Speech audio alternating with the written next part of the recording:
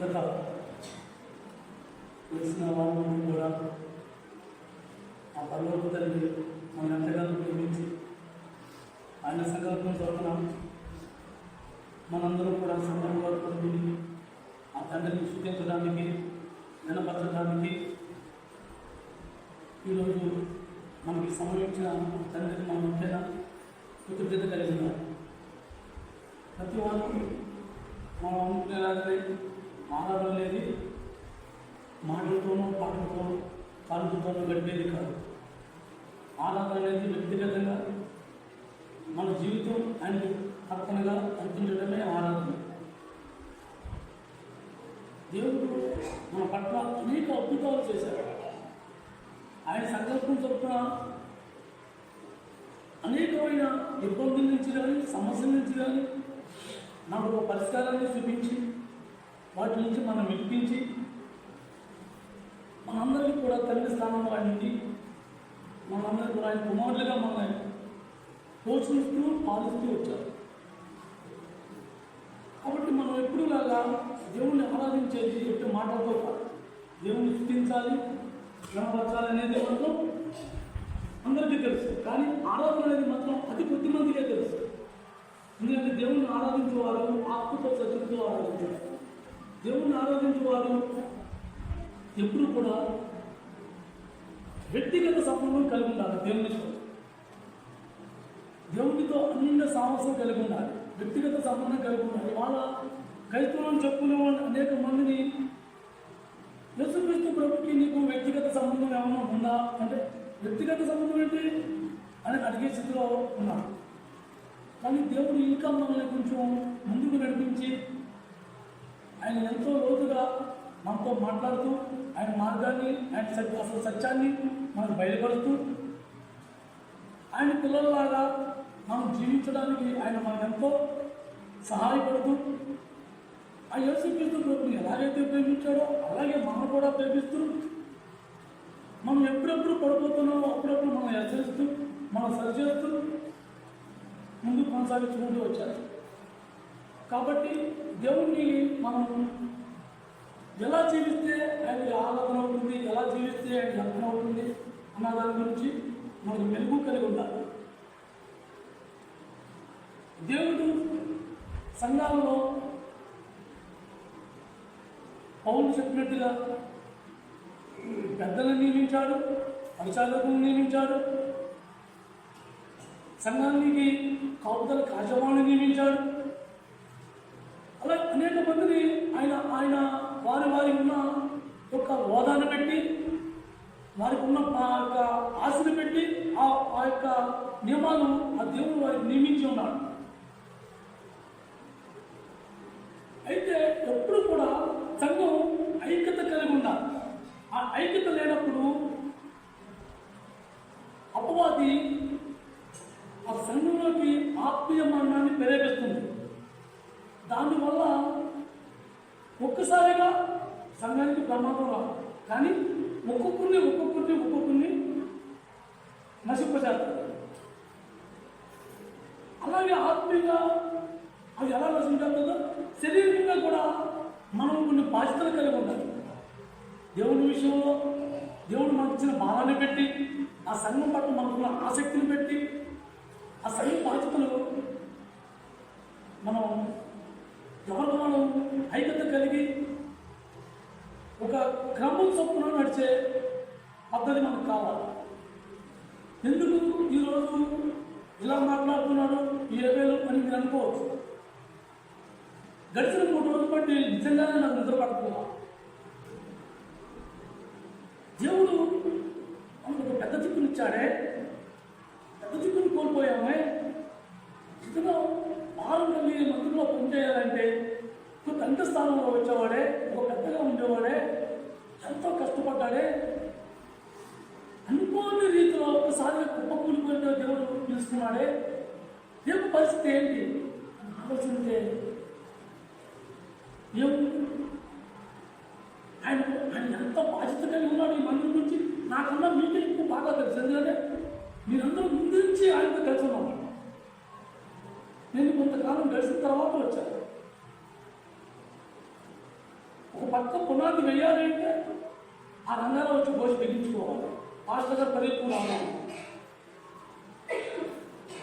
పని ఎందుకు మొదలు పెట్టాలన్నా ఆ రంగారావునే పిలుచుకునేవాడు ఆ దేవుడు.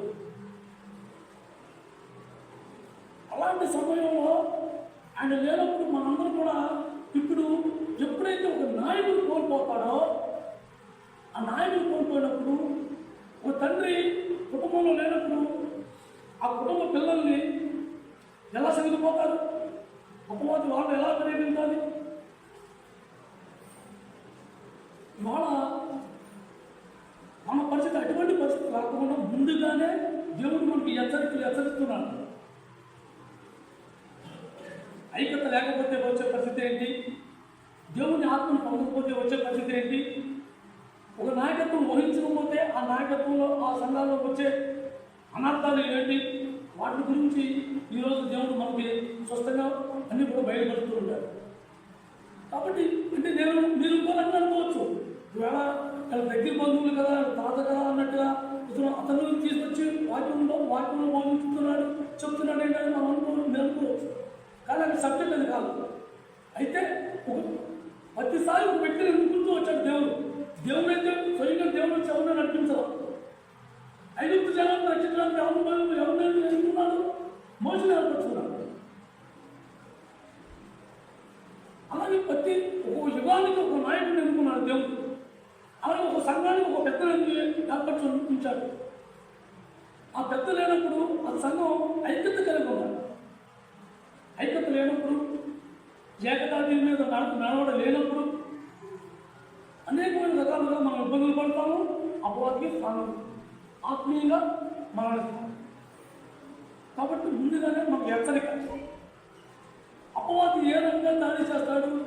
ఎప్పుడైతే బాధ్యత కలిగిన వ్యక్తి పక్కన ఉంటాడో, తండ్రి స్థానంలో ఉండవలసిన వ్యక్తి విడిచిపెట్టి పక్కన ఉంటుంటాడో అటువంటిప్పుడు అపవాది అతి సులువుగా అందరినీ పట్టుకుంటాడు. ఒక్కొక్కరిని పట్టుకుంటూ వస్తాడు. అందరినీ అయితే పట్టుకుంటాడు.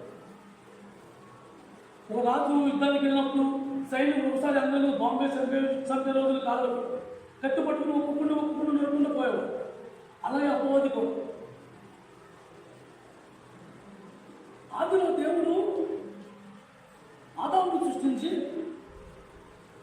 నరుడు ఒంటరిగా ఉండటం మంచిది కాదని అవ్వను కూడా తనకు సహాయంగా ఇచ్చాడు. దేవుడు వాటితో ఉన్నంతసేపు అపవాది చోటు చేసుకుంటే అడిగి వచ్చిందా? రాదు. మరి అపవాది ఎప్పుడు వచ్చింది? దేవుడు ఎప్పుడైతే మనం ఆ విధులలో విడిచిపెట్టి పక్కకి వెళ్ళాడో, నేను ఏం చేస్తాను? దేవుడు తెలుసు మానవ స్వభావం. కానీ అసలు ఎంతవరకు నిలబడతారని దేవుడు వాళ్ళని విడిచిపెడతా ఉంటాడు. ఆ విడిచిపెట్టినప్పుడు ఆదాము ఏం చేసింది? ఆదాము ఏం చేశాడు? అవ్వ పట్ల నిర్లక్ష్యంగా ఉన్నాడు. అవ్వ ఏకాంతంగా చెట్లు పళ్ళు కోసుకుంటూ తింటూ ఉన్నప్పుడు ఇద్దరిని కొట్టాడా? ఆదాముని కొట్టాడా? లేదు. ఎవరైతే వీక్నెస్, వాళ్ళ వీక్నెస్ ఎలాంటిదో అలాంటి వాటిలో దాడి చేస్తూ ఉంటారు అపవాదం. ఏం చేసింది? ఏమన్నాడు వచ్చి? ఇది నిజమా? అసలు ఏమడగల ఫస్ట్, ఇది నిజమా?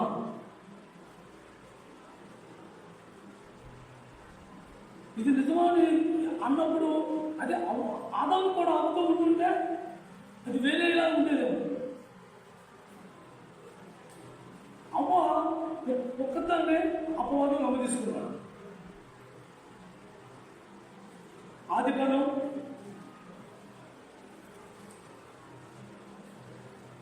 3వ అధ్యాయం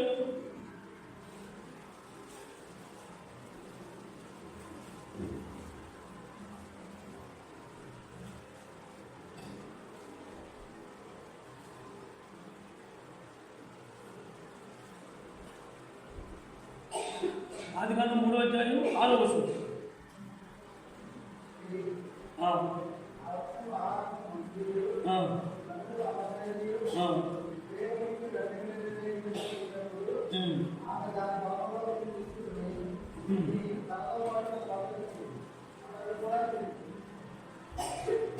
ఏం చేసింది? ఈ స్త్రీని పడగొడితే ఆటోమేటిక్గా అవతల ఆదాం అదే పడగొడతారు. ఇది అపవాది కుయ్యదు. సంఘంలో ఎవరైతే ఎక్కువ లోకాలోచనతో ఉంటూ ఉంటారో వారిని దాడి చేస్తూ ఉంటారు, వాళ్ళు ప్రేరేపిస్తూ ఉంటారు. ఆ సంఘంలో ఆత్మీయ జీవాలను ఎలా కోల్పట్టాలి, వాళ్ళలో ఎలా చిచ్చు పెట్టాలి, దాంట్లో ఆత్మీయ మనం ఎలా ప్రేరేపించాలి అనే ఆలోచన ఎప్పుడు దేవుని దూత నీతో మాకు ఎలాగైతే ఉంటుందో అపవాది దూత కూడా ఎప్పుడు రెడీగా ఉంటూ ఉంటారు. కాబట్టి అలాంటి సందర్భంలో మనం చాలా మెలుగు కలిగి ఉండాలి. ఆ రోజుల్లో ఉన్నది ఇద్దరు నలుగురు. దేవుడు వాళ్ళ తోడుగా ఉన్నాడు. అయినా సరే వాళ్ళిద్దరిని కూడా పడగొట్టేశారు. ఒక్కన పడగొడితే రెండో వాడిని వాడిని పడగొడతారు. కాబట్టి మనం ఎప్పుడు కూడా మెలుగుతనం కలిగి ఉండాలి. ఆత్మీయ సంఘం అనే సంఘంలో మనం జీవిస్తున్నాం. శిష్యుల సంఘంలో మనం ఉన్నాం. శిష్యుల సంఘంలో ఉన్నప్పుడు ఎప్పుడైతే మనం శిష్యత్వంలో కలిగి ఉండాలనుకుంటామో, ఎప్పుడైతే దేవుడు మీతో నాతో మాట్లాడుతున్నాడు, ఈ వచనాన్ని మనం పట్టుకోవాలి, దీన్ని కొనసాగించుకుని మన జీవితాన్ని ముందుకెళ్తే ఇంకొక అడుగు ముందుకు వెళ్తాం మనం అనే ఆశ మనలో పడుతుందో సరిగ్గా దాన్ని టార్గెట్ చేస్తూ ఉంటాం. కాబట్టి మనం అందరం కూడా దేవుని పట్ల ఎన్నో మేళ్ళు పొందాము. ఎన్నో రకాలుగా ఆర్థిక ఇబ్బందుల్లోనూ, అనారోగ్యాల్లోనూ, కష్టసుఖాల్లోనూ, సంతోషంలోనూ, బాధలోనూ, అన్నింటిలోనూ దేవుడిని మనం చూడాలి. దేవుడిని మనం ఏదో లాభకరంగా ఉన్నప్పుడు దేవుడిని సంతోషపెట్టి దేవుడి పట్ల ఆశగా ఉన్నాడు అంటారు. ఎప్పుడు కూడా దేవుడు చేసిన క్రియలన్నీ కూడా మనం గుర్తుపెట్టుకోవాలి. అలాగే దేవుడు చెప్పిన మాటలు మనం ముందు మన మనసులో పెట్టుకోవాలి. దేవుడు ఏమంటున్నాడు? యేసుప్రభువు ఏమన్నాడు? నా నామం కన్నా నీ వాక్యమే గొప్ప చేసి ఉన్నావు అన్నాడు. అంటే ఆయన మాటనే మనం చాలా బలంగా పట్టుకోవాలి. ఆయన మాట్లాడే మాటను మనం పట్టుకున్నప్పుడు ఆ మాట ద్వారా మనం జీవించగలం. ఆత్మీయ జీవితం మనకు కావాలి అంటే, అపవాది మన స్థానంలో ఉండాలంటే దేవుడు ఎప్పుడు కూడా ఐక్యత కలిగి ఉండాలి అని దేవుడు బోధిస్తూ వచ్చాడు. ఐక్యత గురించి మనకు ఎప్పుడు చెప్తూ వచ్చాడు. మనం ప్రతిసారి కూడా మనం వింటున్నాము, విడిచిపెడుతున్నాం అనే స్టేజ్లో ఉండకూడదు. ఎందుకంటే రోజులు సమీపిస్తున్నాయి, మనకు వయసులు మెదపడుతున్నాయి, ఒకరి తర్వాత ఒకరు మనం అందరం వెళ్ళిపోవచ్చిన వాళ్ళమే. కానీ ఒక క్రమం, ఒక ఐక్యత మనం కలిగి ఉన్నప్పుడు వెనక మనం తలవాళ్ళు సిద్ధపడుతూ ఉంటాం. ఆ ఐక్యత లేకుండా మనం జీవించేటప్పుడు మనం అపవాది మనం తేలిగ్గా పడుకుంటూ ఉంటాం. అలాగే ఆ రకమే పడిపోయింది. ఆ పళ్ళు తన తిన్నది కాకుండా పట్టుకెళ్ళి భర్తకి ఇచ్చింది. అతను ఏం చేశాడు? ఇదేంటి, ఈ దేవుడు తినతున్నాడు కదా, మనం నువ్వు తినేసి నాకు తెచ్చేవాడి అని అడగలిగాడా? అడగల. ఎందుకంటే ఈ లోకవాస అంత మధురమైంది. ఈ లోకంలో కనిపించేది అంత మధురమైంది. ఒక వ్యక్తి ఆత్మీయంగా ఎదగాలన్నా, ఆత్మీయంగా కోల్పోవాలన్నా ఒక స్త్రీ సహాయం కావాలి. అందుకనే దేవుడు సహాయం ఇచ్చాడు. ఆ స్త్రీ బలం లేకపోతే, ఆ స్త్రీ పట్టు లేకపోతే అతను ఆత్మీయంగా ఎదగలేడు. స్త్రీలో అంత పవర్ ఉంది. కోల్పోవడానికైనా ఆత్మీయంగా ఎదింపు చేయడానికి. అలాగే ఆదాం కోల్పోట్టేశాడు. కాబట్టి మనం మెలుగు కలిగి ఎప్పుడు కూడా ఐక్యతలో ఏమాత్రం కూడా మనం ఆలోచించి ఉండకూడదు. మనం ఎప్పుడు ఏక స్వభావం కలుగుతాం, ఏక మనస్తత్వం కలుగుతాం. ఆ ఏక మనస్తత్వం కలిగి లేనప్పుడు అపవాది దాడి చేసి కొనుక్కుంటారన్నమాట. కాబట్టి ఏ స్థానంలో కూడా, ఏ పరిస్థితుల్లో కూడా మనం అపవాది స్థానంలో కూడా ఉన్నాం. ఇవాళ వాకాశాలు కలిగిన వ్యక్తులు పరిస్థితి ఎలా ఉంది? వాళ్ళు క్రైస్తవులే. వాళ్ళ స్వభావం ఎలా ఉంటుంది అంటే, తండ్రి ఉంటాడు కానీ బాధ్యత ఉంది. ఆ కొడుకులు అడిగిన కొడుకులు తీరుస్తాడు, కొడుకుల్ని ఎదిరికించడు. అలాగే తప్పు పెట్టుకోవడం అలాగే తయారయ్యాడు. వాళ్ళిద్దరూ కూడా, ఆ తగ్గుపాటి కుమారుడు ఆ అన్నగారు కూడా, ఇద్దరు కూడా లోక సంబంధమైన ఆశని ఆశించారు, దేవుడిని ఆశించారు. లూకా సువార్త 15వ అధ్యాయం పేజీ నెంబర్ 68.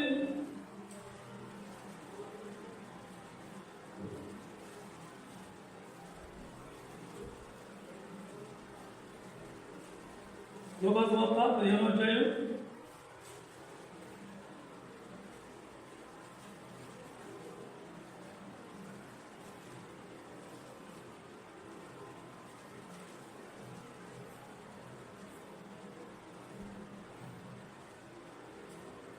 17వ వచనం 17-19 వరకు చదవండి.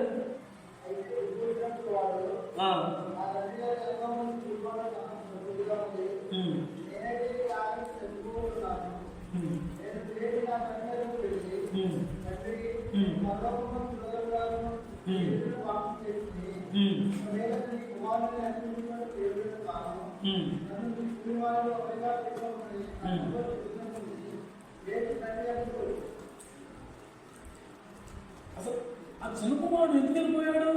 తండ్రి వెళ్ళిపోమన్నాడా? పోనీ తండ్రి సమానంగా చూడలేదా? తండ్రి ఏమన్నా బాధపడుతున్నాడా? కాదు, అతను లోకాశ ఉంది. ఆ లోకవాస వల్ల కదా లోకంలో ఉన్న ఆ దేవుడు తన సాటైన సహాయం ఇచ్చాడని, అదే దేవుడు చెప్పిన మాట కూడా నేను నాతో స్త్రీలు చెప్పిన మాట విన్నాడని ఆలోచించాడా? ఆలోచించడా? ఎవరు పట్టినాడు? ఆదాము. ఈ లోకం, ఈ భూమి మీద ఉన్న స్త్రీ మాట విన్నాడు. ఆ స్త్రీ మాట విని అతను తప్పిపోయాడు. అలాగే ఈ కుమారుడు కూడా ఈ లోకాశంలో నేను ధనవంతుడిని, నేను కోటేశ్వరుడు కొడుకుని, నాకు ఇప్పుడు ఈ మధ్యలో మనంతా కూడా ఏమనుకుంటూ ఉంటాం, ఇప్పుడు అనుభవించకపోతే ఇప్పుడు అనుభవించాలరా అంటారు. కానీ దేవుడు ఏమంటున్నాడు? నీ అవనపాయంలో నా కాడి కింద రా అంటున్నాడు. ఈ అవనప్రాయంలో నా కాడి కింద రా అన్నాడు. కానీ తప్పిపోయిన కుమారుడు ఏం చేశాడు? తప్పిపోవడం అంటే ఏంటి? తప్పిపోతాం అంటే తెలియక పడిపోయిందంటే తప్పిపోతూ ఉంటారు. తెలియక ఇంకో దారి నడిచిన వాళ్ళు తప్పిపోతూ ఉంటారు. కానీ ఈ కుమారుడు ఏం చేశాడు? తెలుసుందే వాటా పంచమన్నాడు. నేను భోగభాగాలు అనుభవించాలి, నా విలాసాలను నేను ఉండాలి, నా సుఖభోగాలను సంతోషంగా జీవించాలి, నా వాటా నాకు ఇచ్చేయన్నాడు తండ్రి.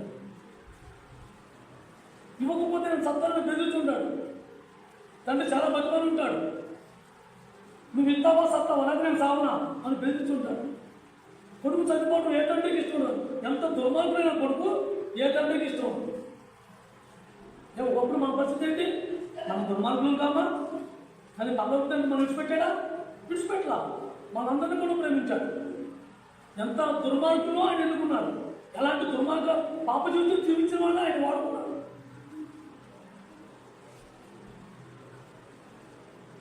అలాగే తండ్రి కూడా తన కొడుకు ఎక్కడో ప్రాణాలు కోల్పోతాడు అని భయంతో ఆ ఆస్తిని పంచిచ్చేశాడు. ఆ ఆస్తిని పంచిచ్చినప్పుడు ఏం చేశాడు? తన ఇష్టాంతరంగా జీవించాడు. విలాసాలు, ఉత్సాహంగా తన ఇష్టం.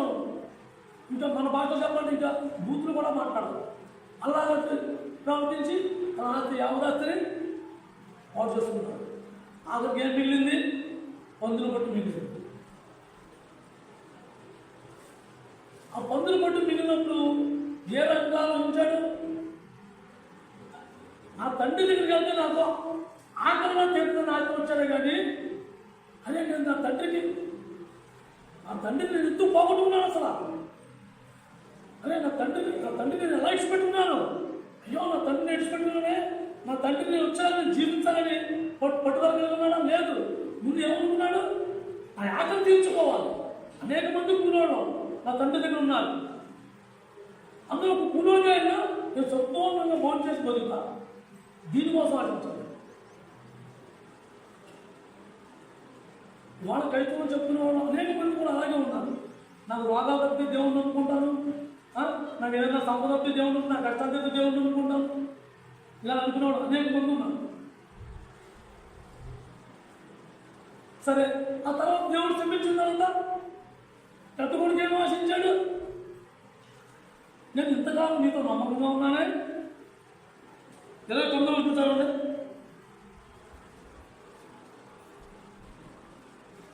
28 చదవండి. లోక సువార్త 15వ అధ్యాయం 29, 29 చదవగా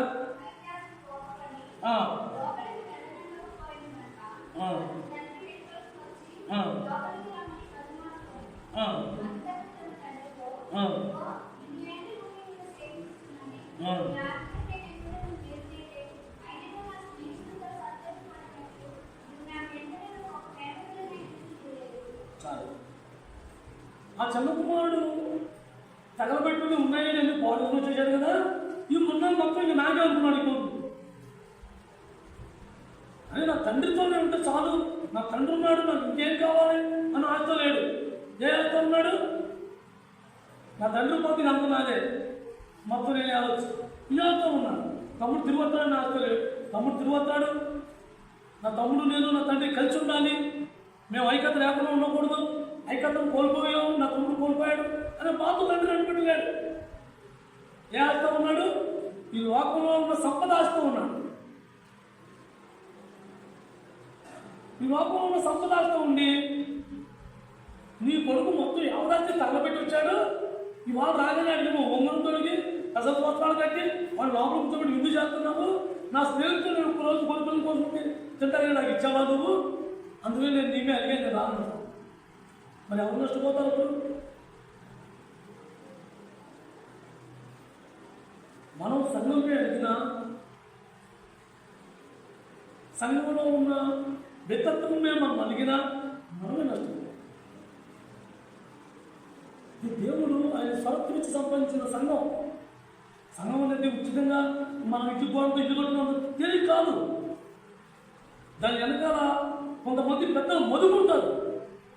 ఆ పెద్దల్ని దేవుడు ఆయన యొక్క పనుగుట్లుగా వాడుకుంటాడు, ఆయన సాధనాలుగా వాడుకుంటాడు. వాళ్ళ సంఘంలో అందరూ కూర్చుంటాం, కానీ దాని వెనకాల మదుపులు పెట్టేవాళ్ళు వేరేగా ఉంటారు. వాళ్ళు దేవుడు వాడుకుంటారు, ఆయన సంఘటన తీసుకుపోతాడు. నువ్వు నేను కూడా అంతే. కానీ పెద్ద మాట ఏం చేశాడు? నేను రాను. ఎవరి కోసం వస్తావు? నీ తండ్రిని వదులుకుంటావా? దేవుడు సంఘాన్ని వదులుకుంటావా? ఐక్యత లేనప్పుడు అలాంటి దాడులు జరుగుతూ ఉంటాయి. ఎప్పుడు కూడా మనం ఐక్యత కలిగి ఉండాలి. ఐక్యత కలిగి ఉన్న సంఘాలు ఎలా ఉంటాయి? దేని గురించి అయితే ఒక ఆశ కలిగి ఒక నాయకుడు ఆ ఆశ కోసం మనం పోరాటం ఉంటారో వాళ్ళంతా కూడా ఏకభావం కలిగి ఉంటారు. అపోస్తలుల కార్యములు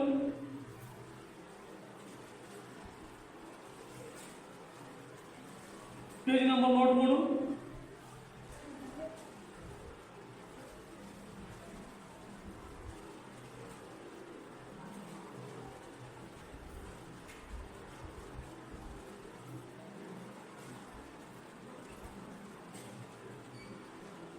అపోస్తలుల కార్యములు 2వ అధ్యాయం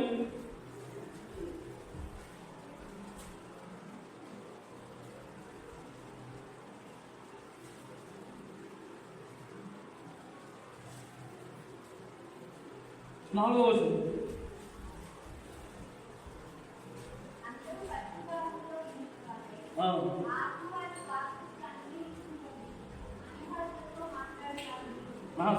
మొదటి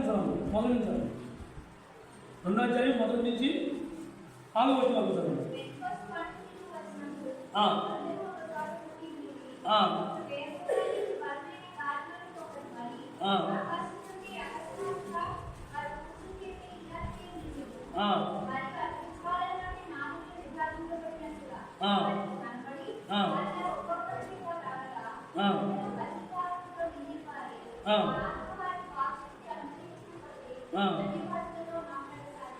చాలా ఐక్యత కలిగిన వారి సంఘం ఎలా ఉంటుంది? ఆ నాయకుడు దేనికోసం మనం పోరాడాలని దాని గురించి మనకి నడిపిస్తూ ఉంటాడో దానికోసం ఏక స్వభావం కలిగి ఉంటారు. ఏక తప్పులతో వాళ్ళు ప్రార్థన చేశారు. కొంతమంది 3 రోజులు అంటారు, కొంతమంది రోజాత్మలు అంటారు, కానీ అది కాదు, ఒక సత్యం అది కాదు. ఆ ఆత్మను పొందే వరకు ఎన్ని రోజులు పట్టిందో అన్ని రోజులు ఆ దేవుని ఆత్మ పొందే వరకు నువ్వు మాకు ఆదరణ కల్పిస్తున్నావు, ఇల్లి మా పశుకాపు ఒక శక్తి కావాలి. మేము ఈ జీవితం జీవించలేకపోతున్నాం, సత్యమైన జీవితం జీవించలేకపోతున్నాం, సత్యాన్ని బయటపెట్టలేకపోతున్నాం. నిజంగా మేము క్రైస్తవ జీవితం మా వల్ల కావట్లేదు. నువ్వు ఆటంకుతున్నావు బిజీ. 121 మందికి ఒకటి వేసి వచ్చేసాడు. అలాంటి దరిద్రుడు ఉన్న 120 మంది కూడా పరిశుద్ధాత్మ పొందారు. ఇంకా ఎన్ని రోజులు కూర్చోనే విశుద్ధాత్మ వచ్చేసాడు. మరి దేవుని పని చేయాలనుకున్నవారు, ఐక్యత కలిగి ఉండేవారికి విశుద్ధాలు కుదరదు. విశుద్ధులతో ఉండాలి. విశుద్ధులతో ఉంటే ఆ ఐక్యత మనం సంపాదించగలరు. ఆ ఐక్యత లేకపోతే ఆ పరిశుద్ధాత్మ దేవుని మనం పొందలేదు. ఏక స్వభావం కలిగి ఉంటాం. దేవుని ఆరాధించుకుంటే ఇదో నోటి మాటలు ఆరాధించాలని ఉన్నామా మనం? ముందు దేవుని ఆత్మ పొందుతేనే దేవుని మనం ఆరాధించాలి. ఎందుకు? ఆ జీవితం మనం జీవించాలి. యేసుక్రీస్తు ప్రభు ఎలా అయితే జీవించాడో ఆ జీవితం మనం జీవిస్తే అది దేవునికి ఆరాధన, అది దేవునికి అర్పణ. ఆ అర్పణ మనం జీవించాలి. ఆ అర్పణలో మనం ఉండాలంటే మనం ఏం కావాలి? మనకి ఏక స్వభావం కలిగి ఉండాలి, ఏకత్వం కలిగి ఉండాలి. ఆ ఏక మనసు లేనప్పుడు, ఆ ఏక మనసు కలిగి లేనప్పుడు దేవుని ఆత్మ మనం అందరం పొందలేము. ఎప్పుడైతే ఏక స్వభావం కలిగి ఒకే భావం, ఒకే మాట, ఒకే ఆశతో దేవుడిని మొరపెట్టుకుంటామో వాళ్ళ తల మీద అట్టి నాలుగల వలె ఆ పరిశుద్ధాత్మ దేవుడు కనిపించగలిగారు. మనం నీ దగ్గర నా దగ్గర కనిపించాలంటే మనం ఏం చేయాలి? ఏక స్వభావం కలిగి, మనస్తత్వం కలిగి, ఒకే మనస్తత్వం కలిగి, దేవుని పట్ల ఆశ కలిగి ఉన్నాను, నేను పొందుకోవాలి. మేము ఎప్పుడు కూడా ఐక్యత కలిగి ఉండాలి. సంఘంలో మనమనే దురాత్మను మేము వాడిని ప్రేరేపించాం అనే మనసు కలిగి ఉన్నాం. ఆ నాయకుడు లేనప్పుడు ఎవరి మీద దాడి చేస్తుంది? తన పిల్లల మీద దాడి చేస్తుంది. దేవుడు ఆదామును సృష్టించాడు, వాళ్ళు స్వేచ్ఛగా విడిచిపెట్టాడు. దేవుడు పక్కన ఉన్నాడు. అప్పుడు ఏం చేసింది? ఆ స్త్రీ ద్వారా వాళ్ళిద్దరిని కూడా పడగొట్టు. మన నాయకుడు లేనప్పుడు మనం ఏక మనసు కలుగుతాడు. వాళ్ళిద్దరూ ఏక మనసు కలిగి లేనప్పుడు ఆదాము పడుకున్నాడు, అవ్వ సగానికి వెళ్ళింది. అప్పుడు పడగొట్టగలిగాడు. వాళ్ళతో సాటి ఉంటే ఇవ్వ వేరేగా ఉండేదేమో. కానీ ఆ 120 మందిలో ఎవడైతే ఆసక్తి లేడో వాడు పోయాడు బయట. కానీ ఉన్న 120 మంది కూడా దేవుని శక్తిని పొందారు. నాలాంటి పాములు అయి ఉండేవాళ్ళు అనాకరంగా మాట్లాడుకుంటే అనేక మంది బాధలు పొందారు. అన్ని భాషలు మాట్లాడారు. ఎలా మాట్లాడగలిగారు? ఐక్యతలో ఉన్న బలం, ఐక్యతలో ఉన్న పౌరు, ఆ దేవుని శక్తిని పొందగల శక్తి వస్తుందన్నమాట. ఆ యొక్క ఏకభావం, ఏక మనసు కలిగి మన దేవుని ప్రార్థించినప్పుడు ఆ దేవుని ఆ శక్తి పడిచి ఆయన ఆత్మ మన గమనించినప్పుడు మనలోని బలమైన శక్తి వస్తుంది. ఆ శక్తి వచ్చినప్పుడు నాయకులుగా మనం నిలబడగలుగుతాం, సత్యాన్ని బోధిస్తాం, ఎవరికి భయపడతాం. మనం అప్పుడు వ్యక్తిత్వాలు పనిచేయదు, బంధుమిత్రులు పనిచేయదు, స్నేహాలు పనిచేయదు. అటువంటి ఆత్మ కోసం మనం పోరాడాలి. దేవుడు ఎప్పుడు కూడా ఒక నాయకుడిని అక్కడ పెట్టి ఉంచినప్పుడు, ఆ నాయకుడు లేనప్పుడు మనం అంతా ఏం చేయాలి?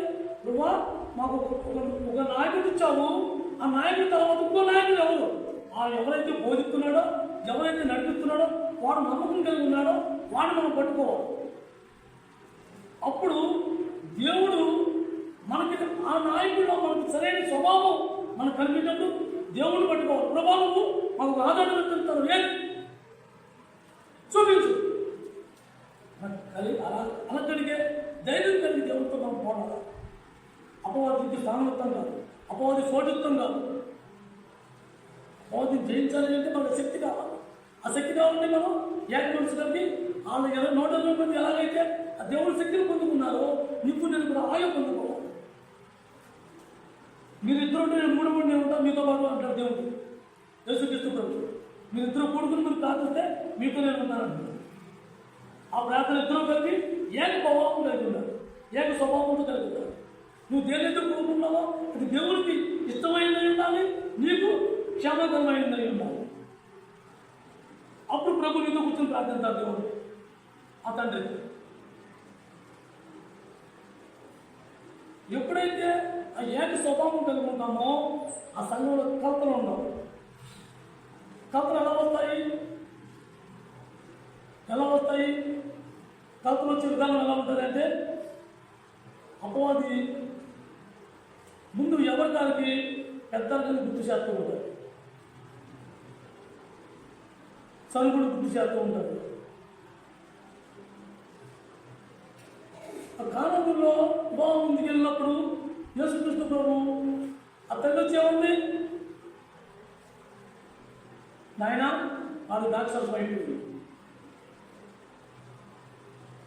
యోహాను సువార్త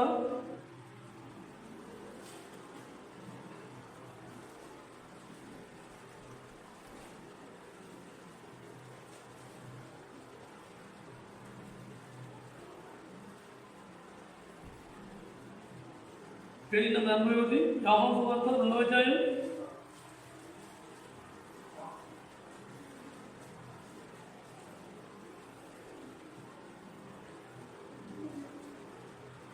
1వ వచనం నుంచి 8వ వచనం వరకు చదవనా?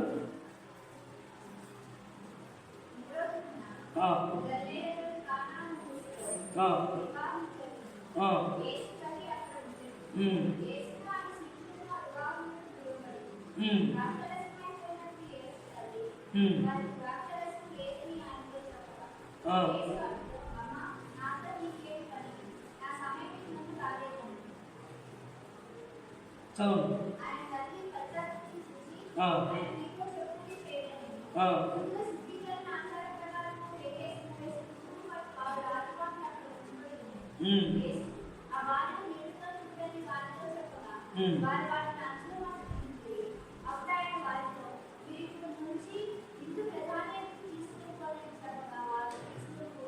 చాలు.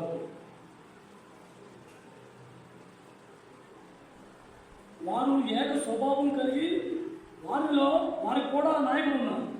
ఏ నాయకుడు? యేసు అనే నాయకుడు ఉన్నాడు. ఆ నాయకుడు తన కుమారుడే, ఆ తల్లి కుమారుడు, మరియ కుమారుడే యేసు. అయితే పెద్ద తరగా తల్లి వచ్చేవాడిని, నాయన ద్రాక్షరసం అయిపోయిందంట, నువ్వు ఎదురు చెయ్యి అని చెప్పినప్పుడు సరే మనం చేస్తాను మేల్కొని అన్నా. దేవుడు మనం పరీక్షించడానికి కూడా కొన్ని సందర్భాల్లో పెద్దలు గుర్తు చేస్తూ ఉంటాడు.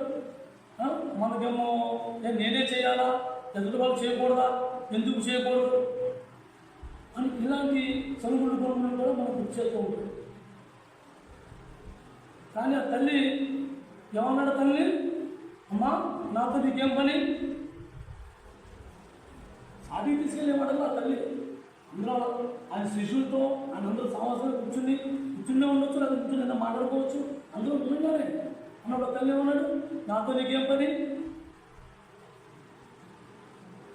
ఏంటి నువ్వు నా కడుపును పుట్టి నువ్వు నాతో నీకేం పని ఉంటావా? దేని ఆయన నువ్వు నన్ను అనవచ్చా? ఇవన్నీ ఆ తల్లి అన్నా.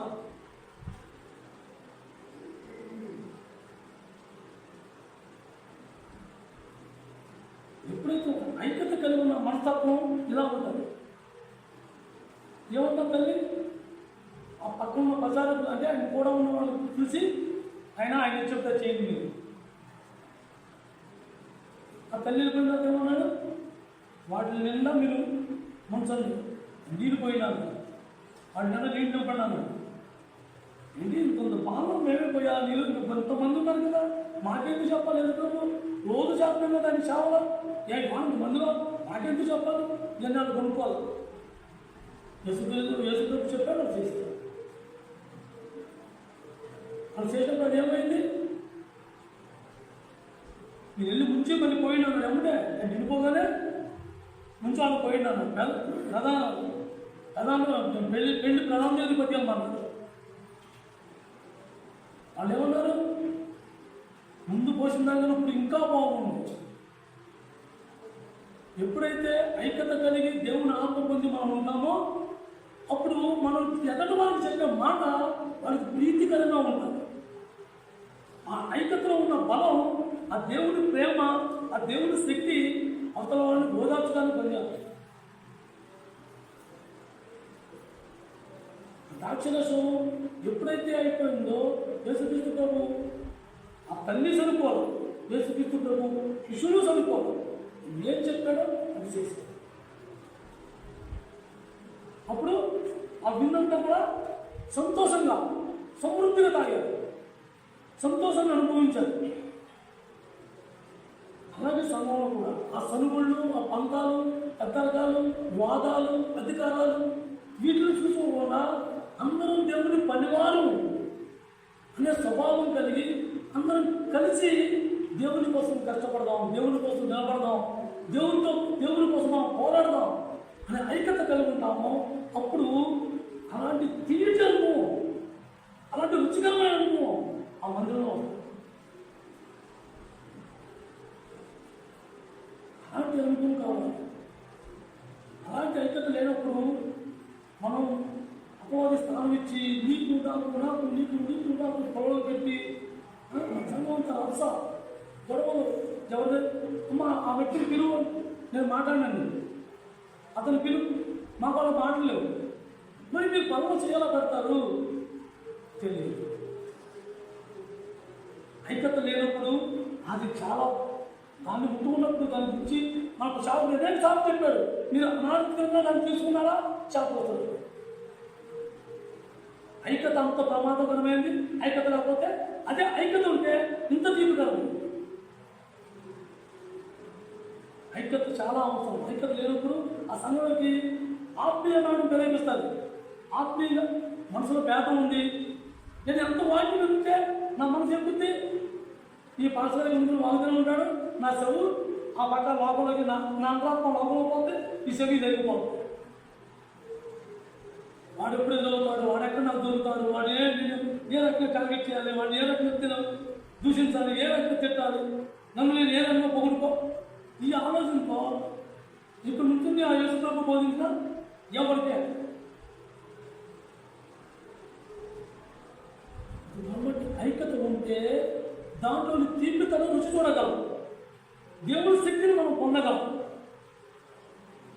అపోస్తలుడైన పౌలు ఏమంటున్నాడు, యేసుక్రీస్తు ప్రభు ఆయన స్వరక్తం ఇచ్చి సంపాదించిన సంఘం కోసం మీరు పోరాడండి, పాపులాడండి. అపోస్తల కార్యములు 20వ అధ్యాయం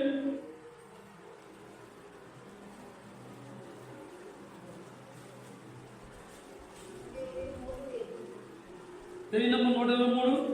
అపోస్తల కార్యములు 20వ అధ్యాయం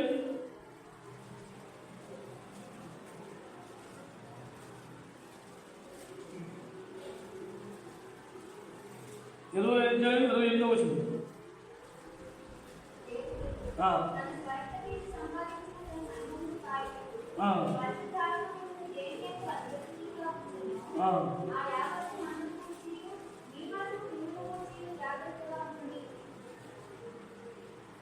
దేవుడు సంఘం అనేది ఆ ఇటురాలతోనో 10 లక్షల సిమెంట్తోనో కట్టింది కాదు. ఆయన స్వరక్తం ఇచ్చి ఏ వ్యక్తిని ఎన్నుకోవాలో ఆ వ్యక్తిని వేరుకుని వారిని శుద్ధీకరించి వాళ్ళతో నియమించాడు ఆ సంఘాన్ని. దేవుడు ఆయన మాట్లాడే దేవుడు వాస్తవం, కానీ నీకు ఎదుగుండా వచ్చి దేవుడు మాట్లాడితే నువ్వు నేను నిలవగలమా? ఆయన చూడగలమా? చూసే శక్తి మనలో ఉందా? లేదు. కాబట్టే ఆయన స్వరూపంలో ఉన్న ఒక వ్యక్తిని ఎన్నుకుంటా ఉంటాడు. ఒక నాయకుడు కావాలి. నాకు ఒక సంఘం కట్టాలంటే ఒక నాయకుడు కావాలి. ఉదాహరణ మన పాపనారాయణ తీసుకున్నాం, చనిపోయి ఉన్నాడు, దేవుడు పిలుచుకున్నాడు, ఆయన వెళ్ళిపోయాడు. ఉదాహరణ అతనే తీసుకున్నాం. ఇవాళ ఇక్కడ ఆత్మ చెప్తాను, ఈ పాపర్లకి ఇంత లోతైన వాక్యం బోధించడానికి నేను నాయకుడు ఆయన ఒక మాటలో చెప్పాలి. ఇలాంటి సావుకుడు ఏనాడు ఈ ఊరు పెట్టి వెళ్ళిపోవాలి. ఈ విషయం అందరికీ తెలుసు. కానీ దేవుడు అతన్ని ఈయన పక్కన నుంచోబెట్టి నేనున్నానన్నా, నేను బతుకున్న క్రమం ఎక్కడ తగిలేదు, చేతో చేయాలి. ఇది వాస్తవం కాదా? సంఘం కోసం పోరాడేవాడు వాళ్ళ యొక్క పణాగాలు, వాళ్ళ యొక్క ఆలోచన విధానాలు అలా ఉంటాయి. సంఘం కోసం పోరాడేవాళ్ళు అంటే అలా ఉంటారు. సంఘం కోసమే కాదు, ఆత్మీయంగా కూడా సంఘం కోసం కాకుండా మన శరీరం కూడా కొంతమందికి తన వల్ల సహాయం పొందిన వాళ్ళు కూడా ఉన్నాం. ఆర్థిక సహాయం పొందొచ్చు, మాట ద్వారా సహాయం పొందిన వాళ్ళు ఉన్నాం, లేదు అతను అండగా ఉండే సహాయం పొందిన వాళ్ళు ఉన్నాం. కాబట్టి ఎప్పుడైతే ఒక దేవుడు ఆ నాయకుడిని మన నుంచి తీసేశాడో మనం ఎలా కలిగి ఉండాలి? ఐక్యత కలిగి ఉండాలి, బలం కలిగి ఉంచుకోవాలి. మనకు నాయకుడు లేడు కాబట్టి నా ప్రభుత్వ నాయకుడిని నడిపించాలి అంటే నాలో ఆయన ఆత్మ పనిచేయాలి. ఆయన ఆత్మ పనిచేయకపోతే, ఆ దేవుడు ఇచ్చిన ఆత్మ మనం ఉపయోగించుకోకపోతే, ఆయన సరుకు ఇచ్చిన సంపాదన సంఘం మనం కాయలేం, మనం అధ్యక్షత వహించలేం, ఆ భారం మనం పోయలేం. ఆ భారం మనం మోసి ఉండాలి అంటే మనలో దేవుడి శక్తి కావాలి. మోసే నడిపించినంత కాలం కూడా మోసే మాట ఇల్లు నడిచినాడు, కొనసాగారు. ఎప్పుడెప్పుడు ఎదురు తింటూ వచ్చారో అప్పుడప్పుడు కొంతమంది రాలుతూ వచ్చారు. జాగ్రత్త, మాకు పాత పనులకి మాకు పెద్ద పొరపాటు. 40 రోజుల్లో చేరవలసిన కాలాలు వాళ్ళ అతిక్రమం వల్ల, వాళ్ళ అతిక్రమ ఆలోచన వల్ల 40 సంవత్సరాలు పట్టింది. కానీ ఎవరైతే ఆ సత్యాన్ని పట్టుకున్నారో, ఎవరైతే ఆ సత్యాన్ని అనుసరించారో వాళ్ళిద్దరే చేరారు ఆ కారణాలు. అందరూ ఆగిపోయారు. ఐక్యత లేనప్పుడు మన పరిస్థితి కూడా అంతే. ఐక్యతను కోల్పోయినప్పుడు మన పరిస్థితి కూడా అంతే. ఎప్పుడు ఎవరు రాలిపోతామో తెలియదు. ఆత్మీయంగా రాలిపోతాం. దాని సక్సెస్ఫుల్ టైం లాగా దేవుడు రావచ్చు, మన ప్రాణం పోవచ్చు. ఎవరు చెప్తారు? ఇంకా 3 రోజులు ఆయన మహానుభావుడు చచ్చిపోయాడు. 3 రోజుల టైం ఉంది రా మనరా, 3 రోజుల టైం ఉంది, 3 రోజులు అయిపోయాక వస్తాను రా, నీ ఇంట్లో భోజనం చేస్తాను రా, మందులు వచ్చేస్తాను రా, మామూలు మర్చిపోతలేకపోతాను రా అన్నాడు. దేవుడు చూసుకోడు. మనమంతా నేను 100 కేసు నాకు ఎక్కడ సంపాదించాను, నాకేంటని ఎవరు క్షణంలో లేదు. కానీ ఎప్పుడు మనం ఎవరు ఏమైపోతామో తెలియదు కాబట్టి ముందుగానే సిద్ధపడి ఉండాలి. ఎవరిలో? దేవుడితో యేసుక్రీస్తు ప్రభుతో ఐక్యత కలిగి ఉండాలి. ఆయన ఆత్మను పొందుకోవాలి. ఆయనలో మనం బలపడాలి. మనం అందరం కూడా సంఘమంతా కూడా ఎప్పుడైతే ఏకమనస్తత్వం కలిగి ఒకే ప్రార్థన చేసి ఒకే విధానాన్ని ఏదైతే మనం అనుకుంటామో దాన్ని పుచ్చుకోవాలని మనం ఏక స్వభావం కలిగి ఉంటామో అప్పుడు ఆ దేవుడి శక్తిని పొందుతాము. మన నోటి నుంచి వచ్చే ప్రతి మాట కూడా నూతన ద్రాక్షరసం వల్ల ఎప్పుడు కూడా చక్కటి రుచిని అనుభవిస్తూ ఉంటాం.